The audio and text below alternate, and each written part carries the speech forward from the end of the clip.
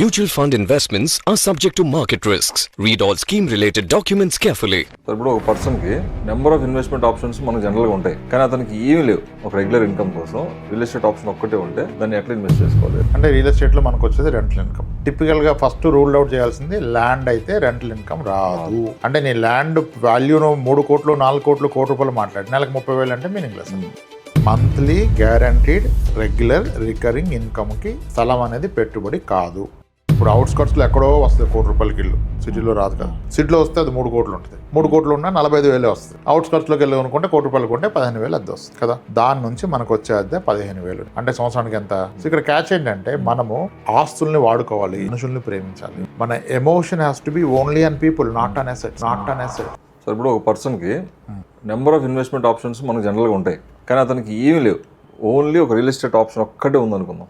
ఒక regular income కోసం real estate option ఒక్కటే ఉంటే దాన్ని ఎట్లా ఇన్వెస్ట్ చేసుకోవాలి? రియల్ ఎస్టేట్ ఏది బెటర్ రిజల్ట్స్ ఇస్తుంది? రియల్ ఎస్టేట్లో నుంచి ఇన్కమ్ జనరేట్ చేయాలి. రెగ్యులర్ ఇన్కమ్ కావాలి. అంటే రియల్ ఎస్టేట్లో మనకు వచ్చేది rental income. So rental income వచ్చే ప్రాపర్టీ కొనుక్కోవాలి. రెంటల్ కూడా మళ్ళీ రెసిడెన్షియల్, కమర్షియల్ రెండు ఉంటాయి కదా. అన్నీ ఉంటాయి. సో రెంటల్ ఇన్కమ్ రావాలి అవుట్ ఆఫ్ రియల్ ఎస్టేట్. టిపికల్గా ఫస్ట్ రూల్ అవుట్ చేయాల్సింది ల్యాండ్ అయితే రెంటల్ ఇన్కమ్ రాదు. నేను గోడౌన్కి ఇస్తా వస్తుంది, ఏదో ఇస్తా అంటే చాలా నామినల్ వస్తుంది. అంటే నీ ల్యాండ్ వాల్యూను 3 కోట్లు 4 కోట్లు కోటి రూపాయలు మాట్లాడి నెలకు 30,000 అంటే meaningless. Monthly guaranteed regular recurring ఇన్కమ్కి స్థలం అనేది పెట్టుబడి కాదు. తీసిన పక్క నెక్స్ట్ ఏంటి? Independent house, apartment and commercial. ఈ 3 కదా. ఇది ఓన్లీ ఇన్కమ్ కి, మీరు ఉండడానికి మాట్లా ఉండడానికి మీ చాయిస్.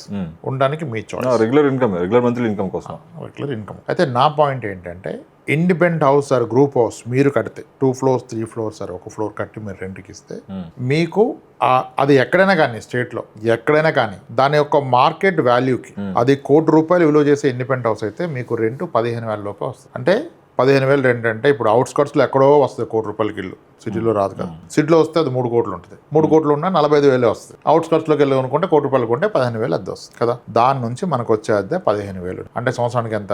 1,80,000. ₹1 కోటి పెట్టుబడి మీద 1,80,000 వస్తుందంటే నాకు వచ్చేది ఎంత? 1.82% పర్ ఇయర్ ఇన్కమ్ వస్తుంది.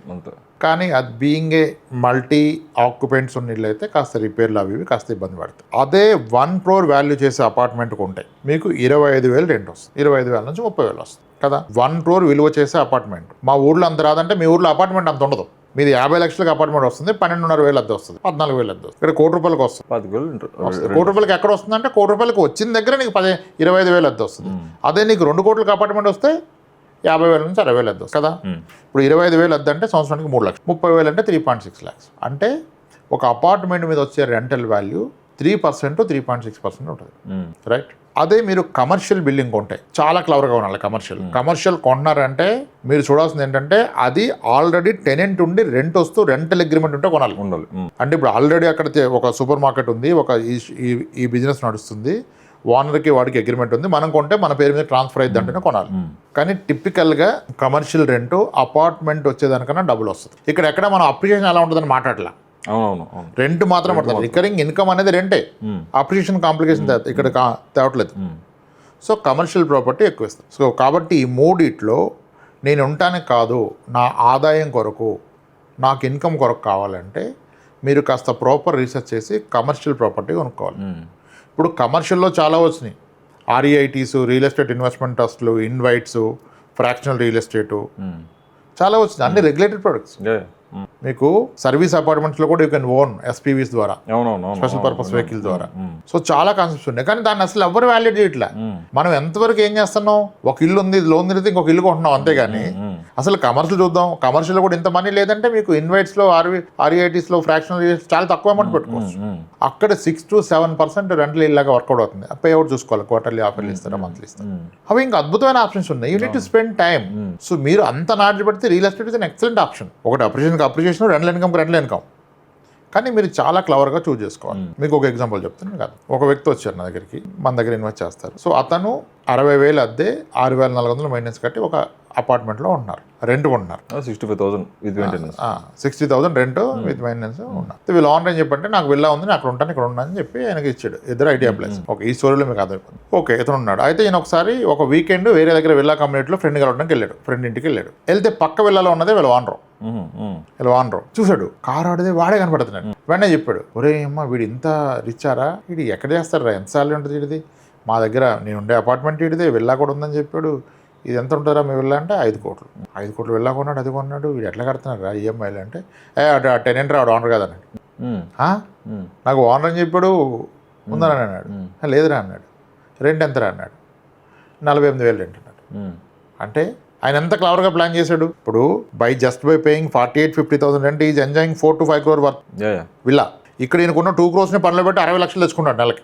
2 crores ఫ్లాట్. అది కదా క్యాచ్. ఏంటంటే మనం మన ఆస్తుల్ని వాడుకోవాలి, మనుషులు కాదు వాడుకోవాల్సింది. 2 కోట్ల ప్రాపర్టీని పనిలో పెట్టి నెలకి 60,000 తీసుకుంటాడు. 48,000 50,000 కట్టి 4-5 కోట్ల ప్రాపర్టీని ఎంజాయ్ చేస్తున్నాడు. సో ఇక్కడ క్యాచ్ ఏంటంటే మనము ఆస్తుల్ని వాడుకోవాలి, మనుషుల్ని ప్రేమించాలి. మన emotion has to be only on people, not on assets. మనం ఏం చేస్తాం, మనల్ని ఎవరికి ఇస్తే పాడైపోద్ది. అక్కడ ఎమోషన్ పెంచుకుంటాం. ఎమోషన్ పెంచుకుంటే మనుషుల మీద, ఆస్తుల మీద కాదు. ఆస్తుల్ని వాడుకోవాలి. వాడుకోవటం అంటే ఏంటి, ఇది నాకేమిస్తుంది అది వాడుకోవటం. మ్యాక్సిమం రిటర్న్ వాళ్ళది, అది మనం వాడుకోవటం. అప్పుడు నేను సుఖపడతాను. నా ఆస్తి నా కోసం పనిచేస్తే నేను పనిచేసిన పని చెప్పని సుఖపడతాను. కానీ నా ఆస్తులు పని చేయకుండా వాటి కోసం నేను పనిచేస్తే ఎలా కదా. ఆస్తుల్ని కమర్షియల్గా చూడండి. ఇది నాకేం ఒకటే ప్రశ్న, అక్కడ ఎమోషన్ వద్దు. నాది హైవేకి ఉంది, కార్నర్కి ఉంది, అంత ఎమోషను. అది నీకు ఏమిస్తుంది, అది కమర్షియల్. మనుషుల్ని ఎమోషనల్గా చూడు. ఎమోషనల్ అంటే నేను మనుషులకు ఏం చేస్తున్నా, నా కూతురికి ఎంత బెటర్ లైఫ్ ఇస్తున్నా, నా వైఫ్కి ఎంత బెటర్ లైఫ్ ఇస్తున్నా, నా పేరెంట్స్ ఎంత బాగా, అది కదా. ఇక్కడ ఉండాల్సిన ఎమోషన్, ఇక్కడ ఉండాల్సిన కమర్షియల్. మనం ఇంటర్చేంజ్ చేస్తాం. That's where the problem comes. ఎమోషన్తో కొనొద్దు ఆస్తిని, కమర్షియల్గానే వాల్యుయేట్ చేయాలి. నాకు ఎంత వస్తుంది, ఒక్కటే ప్రశ్న, ఎంత వస్తుంది అంతే. దాంట్లో రిస్క్ ఒకటి. ఈ ఒక్క పాయింట్ మర్చిపోతాను. నేను చాలామంది చూసా, ఒకటైపోయినా ఇంకో ప్రాపర్టీ కొందాం అన్నాడు కానీ రెండోది పెట్టుబడికి ఉండటానికి కాదు. పెట్టుబడి అంటే రిటర్న్ చూడాలి, మరి దానికి టైం ఇవ్వాలిగా, వాల్యుయేట్ చేయాలి కదా. మరి ఇది వాల్యుయేట్ చేయకుండా జంప్ చేస్తే ఎట్లా. నేను శాలరీ బాగా పెరిగింది కదని 2 ప్రాపర్టీస్ 3 ప్రాపర్టీస్ కొన్నా సార్, ఈఎంఐలు ఎంత ఉన్నాయి సార్, ఇప్పుడు టెన్షన్ అయిపోతుంది సార్, జాబ్ అటు ఇటు అంటే ఎవడు చేయమన్నాను నేను, ఎవరు చేయమన్నారు. చాలా మంది మిస్టేక్ అదే కదా నాలెడ్జ్ అంటే. ఇప్పుడు ఫైనాన్షియల్ నాలెడ్జ్ అంటే ఇదే కదా. నువ్వు ఎవ్వడక్కర్లా, దీనికి బుక్స్ అక్కర్లా, వీడియోలు అక్కర్లా. You do proper research, you talk to people. ఇప్పుడు ఎవడేస్తున్నాడు కమర్షియల్ పోనే పోట్లేదని అనక అనడం చాలా ఈజీ కదా. చెక్ చేయి కమర్షియల్ అట్లా వచ్చి ఏమున్నాయి. ఇప్పుడు మేము కడుతున్నాం కదా రెంట్ ఈ ఆఫీస్కి, మాకు తెలుసు కదా. నీ ఫ్రెండ్స్ బిజినెస్ చేసే వాళ్ళు కడుతున్నారుగా, ఆ కడుతున్న బిజినెస్ బిల్డింగ్ ప్రైస్ ఎంత, ఇతను కడుతున్న రెంట్ అంత తేలిపోయిందిగా. దానికి ఎవరున్నాయి ఎందుకు. ఈ టైం తీసి వాల్యుయేట్ చేస్తే మీ పర్పస్ కనుక క్లియర్లీ ఇన్కమ్ అయితే కమర్షియల్ ప్రాపర్టీ మాత్రమే వర్కౌట్ అయింది. నాకు ఫిజికల్గా నా ఊర్లో ఉండాలంటే అది, లేదంటే అదర్ ఆప్షన్స్ కూడా రెగ్యులేటెడ్. ఇది ఓకే, ఆలోచించి రీసెర్చ్ చేసి ఆ టైం తీసి, ఎందుకంటే ఇది ఒక లైఫ్ టైం కాల్. అది అది చిన్న కాల్ కాదు కదా. ఇట్లా ఇప్పుడు నాకు స్థలమే ఉంది, నేను స్ట్రగుల్ అవుతున్నా, ఆ స్థలాన్ని వచ్చినట్టు కమ్మి దాంతో కమర్షియల్ కూడా రెంట్ తీసుకుంటే డన్ కదా. I'm only changing real estate from one form to another form. నాకు విపరీతమైన డబ్బు ఉంది, నాకు వచ్చే డబ్బు సరిపోతే కొనుక్కో, స్థలాలు అప్రిషియేట్ అవుతాను. ఎవరన్నారు అక్కడ నీకు రిటర్న్స్ కదా, అప్రిషియేషన్ దాని అవసరం ఇప్పుడు కాదు, ఫ్యూచర్ కొనుక్కో. కానీ నీ అవసరం కనుక ఇన్కమ్ అయితే స్థలం పనికిరాదు. ఇమ్మీడియట్గా స్థలాన్ని దీనిగా మార్చు. లేదా 2 స్థలాలు ఉన్నాయి, ఒక స్థలాన్ని నమ్మి ఇంకో స్థలంలో బిల్డింగ్ కట్టుకో. Then that's a working asset for you. Till now this 2 are dead assets. Make everything working for you. అప్పుడు నువ్వు పని చేయాలి వద్దని చాయిస్ అయిపోద్ది. సచ్ ఏ స్మాల్ పాయింట్ జనాలు మిస్ అయిపోతారు. అంత ఈజీగా ఉండదు నువ్వు చెప్పినంత ఈజీగా, ఎందుకంటే చేసిందా ఒప్పుకోరు కదా. ఇలా ప్లాన్ చేసుకోవాలి sir real estate. Real estate is a great thing యాక్చువల్గా. ఎందుకంటే ఈ రెంటల్ కూడా అగ్రిమెంట్ ఇయర్ ఆన్ ఇయర్ పెరుగుతుంది. అవునవును. ఇప్పుడు నా సెకండ్ ఇయర్ రెన్యువల్ అయింది, ఈ రోజు నేను రెంట్ పెంచ్ చేయాలి as per agreement 5 years. And నేను భయంతో బ్రతున్నా, నా 5 years అయిపోతే ఉంచుతున్నా ఖాళీ చేస్తుందా, ఇంటీరియర్ చేసుకున్నా కదా. సో కమర్షియల్లో మీకు ల్యాండ్ లార్డ్కి హోల్డ్ ఉంటుంది, టెనెంట్ భయంగా బ్రతుకుతాడు. ఎందుకంటే అది వ్యాపారం కదా, ఇల్లు కాదు కదా. ఇప్పుడు ఇల్లు అయితే 2,000 రెంట్ కింద ఫ్లోర్తో తక్కువ ఇస్తే కింద ఫ్లోర్కి వెళ్ళిపోతాడు. కానీ కమర్షియల్లో పోడు, ఎందుకంటే అది ఒక అడ్రస్. It's not easy. కస్టమర్ని చేంజ్ చేసి రమ్మని చెప్పలేం. ఇట్లా ప్లాన్ చేసుకొని రియల్ ఎస్టేట్ ఇన్వెస్ట్మెంట్ చేసుకోవచ్చు. మంత్లీ ఇన్కమ్ హ్యాపీగా తీసుకోవచ్చు. Proper agreement, year on year increase, inflation adjusted. అద్భుతం. ఎస్.